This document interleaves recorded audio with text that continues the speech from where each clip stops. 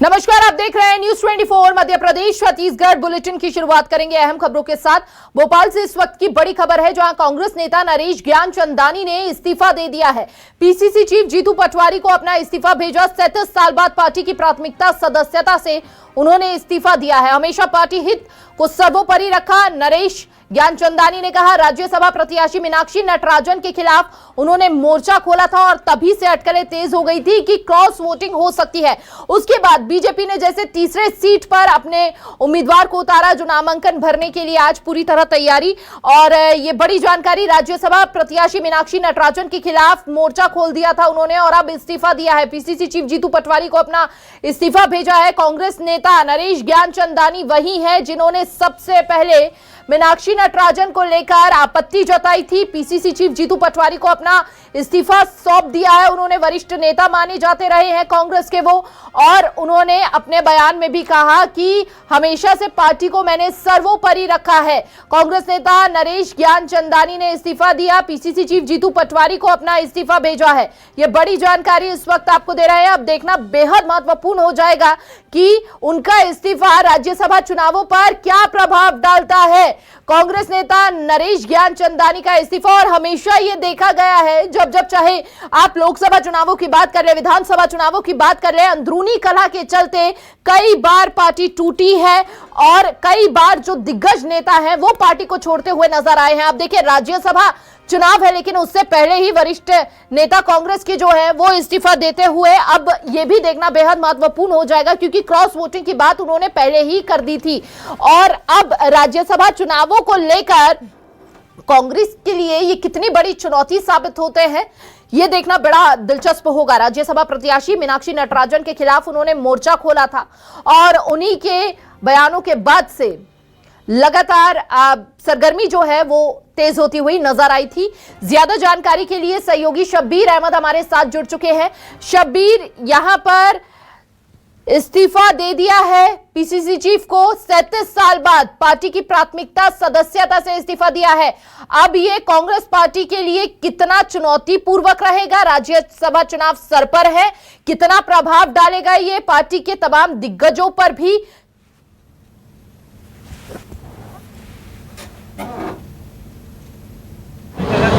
देखिए हिमानी, बात की जाए तो अब कांग्रेस के अंदर सबसे महत्वपूर्ण चीज यही है कि एकजुटता, और एकजुटता ही यहां पर उसी पर ही सवाल उठते हुए नजर आ रहे हैं, क्योंकि कांग्रेस के नेता बीच राज्यसभा चुनाव में इस्तीफा दे रहे।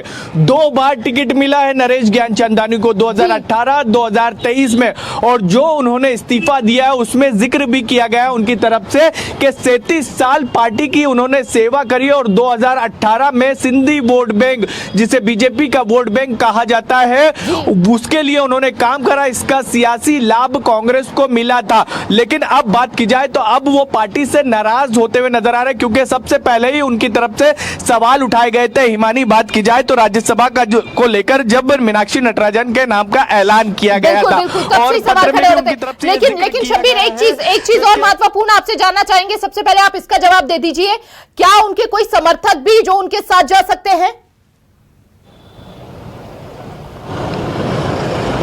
देखिए, अभी समर्थकों की बात की जाए तो उसको लेकर तो चीजें साफ नहीं हो पाई है, लेकिन ये कह सकते हैं कि वो दिग्विजय सिंह के समर्थक है, और दिग्विजय सिंह के भोपाल में जो नेता, करीबी नेताओं में ये माने जाते हैं, उनमें से नरेश ज्ञानचंदानी भी है। लंबे समय से उनसे जुड़े रहे, और एक तरीके से मनोवैज्ञानिक लड़ाई चल रही है इस वक्त कांग्रेस और बीजेपी के बीच में, क्योंकि दोनों तरफ से ये दावा किया जा रहा है। एक तरफ कहा जा रहा है कि हम एकजुट है, दूसरी तरफ से बीजेपी की तरफ से ये कहा जा रहा है कि हमने उम्मीदवार उतारा है तो जीतने के लिए उतारा है, हारने के लिए नहीं उतारा है। कौन विधायक अब बीजेपी के पक्ष में जाएंगे ये 18 जून को पता चल पाएगा। लेकिन इन सबके बीच बात की जाए तो नरेश ज्ञानचंदानी ने जो इस्तीफा लिखा और ये कहा है जीतू पटवारी को कि मेरा इस्तीफा तत्काल स्वीकार करें, उसके अंदर उनकी तरफ से ये कहा गया है कि मैंने ट्वीट करके सिर्फ ये कहा था कि प्रत्याशी को लेकर आलाकमान को मैंने कई बार मैसेज करा कि दिग्विजय सिंह को प्रत्याशी बनाया जाना चाहिए, नहीं तो थोड़ा बहुत गड़बड़ हो सकती है। लेकिन इसके साथ साथ बात की जाए तो उनका कहना था मैंने किसी तरीके की कोई बयानबाजी नहीं करी है। इस वक्त बात की जाए तो कांग्रेस दफ्तर के अंदर अभी बैठकों का दौर जारी है, अभी लंच चल रहा है। इसके बाद कांग्रेस सिंह ने तो पहले इनकार कर दिया था कि वो इस बार राज्यसभा में नहीं जाना चाहते हैं। पहुंचे जी, फिर किस बात की नाराजगी थी जब दिग्विजय सिंह खुद ये बात कह रहे थे? नाराजगी दूर करने का प्रयास नहीं किया गया क्या तब?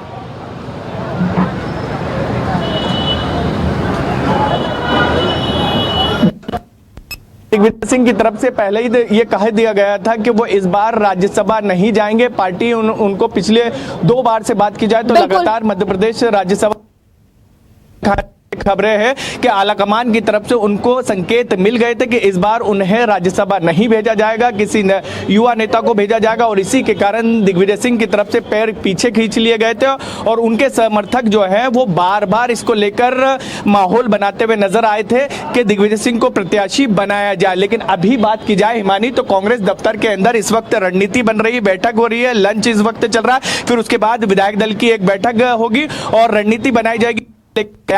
क्या कांग्रेस विधायकों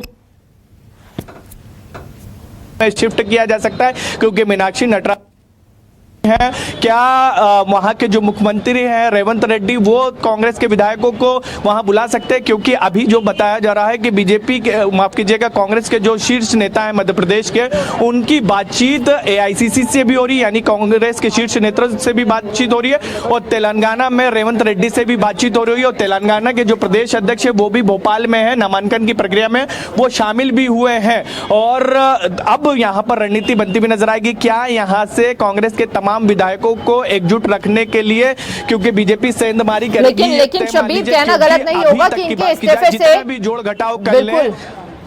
बिल्कुल इनके इस्तीफे से जो है वो स्थिति अनकंट्रोलेबल थोड़ी लग रही है, कुछ भी कभी भी हो सकता है।